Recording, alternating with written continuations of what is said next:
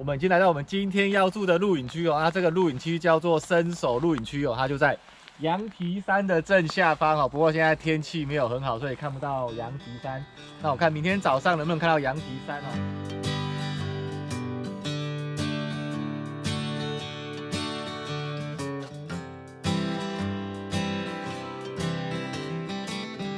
那我们今天就睡在这个小巨蛋里面哦，一个很高级的露营哦。那我们就看看里面的设备哦，走吧。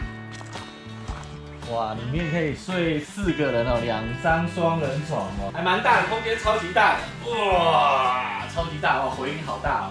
它还有提供这个磨豆机耶，还可以磨咖啡。等下我们去外面超市看买卖有没有咖啡豆，我们明天自己手冲咖啡哦。 自己的柴火自己劈啊！现在10月的北海道真的有点冷了，外面温度蛮低的。1、2、3，先把它固定住，然后就可以大力的劈下去了。耶！哎呀，还蛮简单的啊。我觉得带小朋友来体验这个还蛮特殊的，我从来没有劈过柴火，很简单。1、2、3，然后大力敲下去。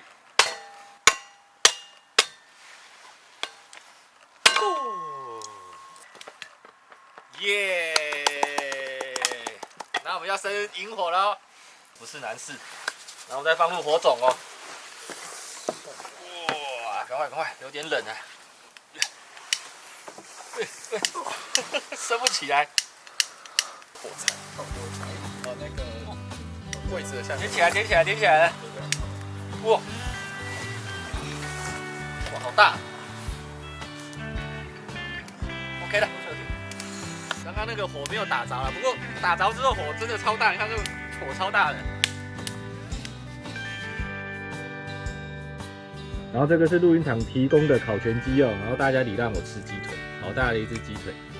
然后这个鸡炖的蛮嫩的，它用的铸铁锅炖的真的蛮嫩的，然后搭配这个北海道的最新鲜的蔬菜哦，这个是马铃薯哦，蛮不错的。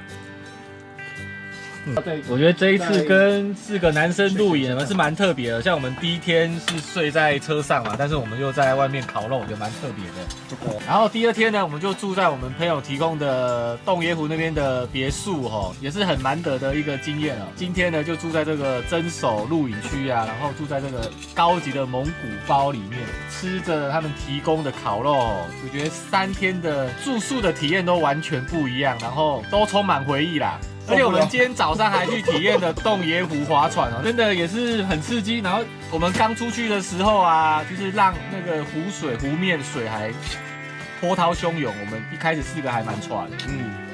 他们2个没办法前进，所以他们现在在那边烤肉。我们都是滑动的，所以他们一直被那个浪带出去了，划不回来。哦，这个是猪排，我刚刚讲错了，是猪排，不是羊排哦。味道超香的。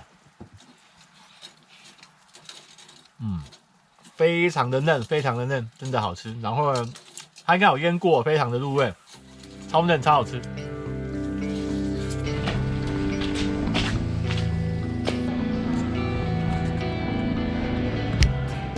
然后呢，我们就在真手温泉，它离真手露营区只要5分钟的车程哦。然后这个温泉非常有名，就是因为它的户外温泉可以看到整个羊蹄山。然后另外一个呢，来北海道呢，你差不多是600块以上的温泉哦，它都是有附洗发乳跟沐浴乳哦。那差不多450左右呢，就是没有附，你都要自己带哦。这是一个我北海道人的经验谈哦。那我就要去泡汤喽，晚安。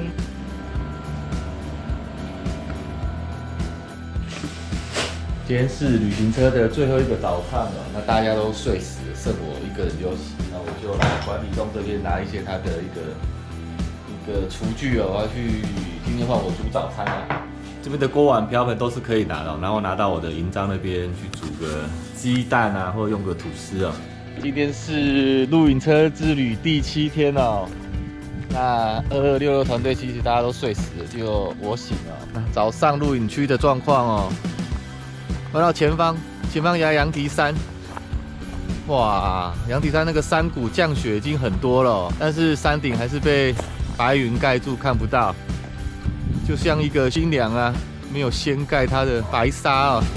早上呢，阿月摄影师说要帮我们准备手冲咖啡哦，但他还在睡哦，所以我先帮他把水煮沸啊。呼呼。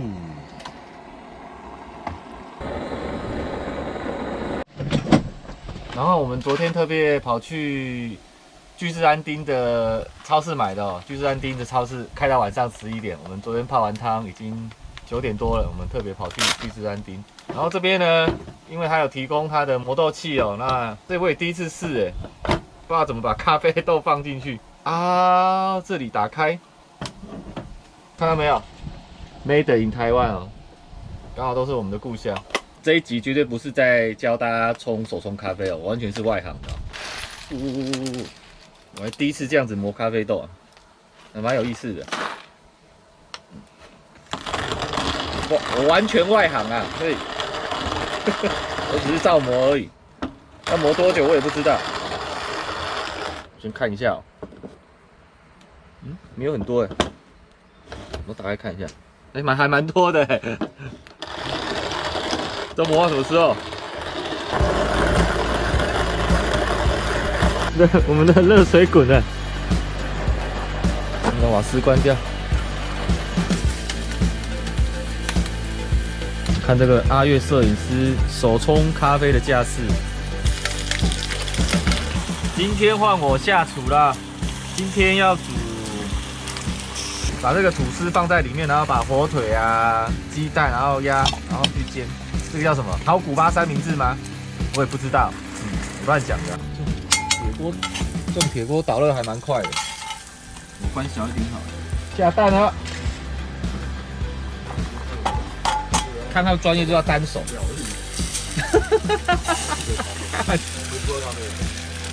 有点失败，不好意思。那等下加牛奶吗？哇！粘锅。起司来看一下，正菜蛋被我煮得蛮烂的，sorry 啊。再放一片起司，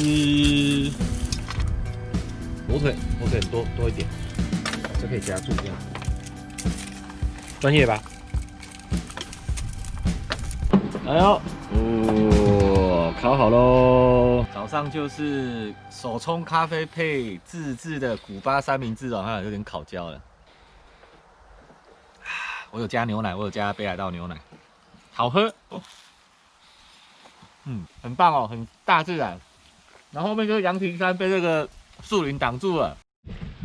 我们就要离开真手焚火露营区了哦。那我开这台露营车开了差不多6天了，那有一些心得跟大家分享一下哦。那这台露营车是从货车 Toyota 的货车改装的，坐在后座呢，说实在会有一点颠簸。如果你是容易晕车的人哦，应该会有点晕。然后另外一点，它的充电呢，它每天开车就会充饱电。这个礼拜呢，我们都没有去露营场去充电，那基本上电量都是足够的。那整个露营车呢，我建议的人数呢，我是觉得4个人是最好的，6个人基本上露营车是住不下去的哈，5个人是紧绷的。我觉得最大好处就是看到很美的景色，就可以下来野餐，那就是整个湖光山水啊都非常的漂亮，这是跟住在饭店的感觉是非常不一样的哦。最后强调是哦，这一间露营车公司它有提供中文的网页，然后也有提供中文的 staff 哦。你在领车的时候呢，他也会请中文的人员哦跟你解说这一台露营车怎么使用，所以你不用担心你不会讲日文。然后呢，小客车驾照就可以开这一台车哦，你不用担心你要考到大客车或中型的大客车。下次来北海道尝试一趟露营车旅行吧。北海道你去，拜拜。